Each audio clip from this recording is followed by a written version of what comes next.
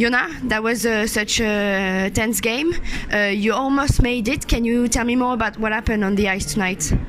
I thought we battled really well. I think that was a big game for us after Rouen. We had a long meeting yesterday, kind of talked about our values and obviously what we can do better against bigger teams like Rouen and Grenoble. And I think tonight we proved that we're a team that can play against them if we're just on our game. And I think that's it's frustrating, but at the same time, it's a good booster for us for the rest of the season.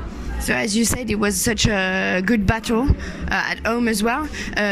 On your opinion, what makes the difference from Grenoble tonight? Hard to say right now. I think they obviously they got a few chances. They put the puck in. I guess that's it. Gonna have to think about it. Probably gonna look it on the video and see what made the difference. So you have a revenge to take next week on the Coupe de France then? Yeah, exactly. We're looking forward to that.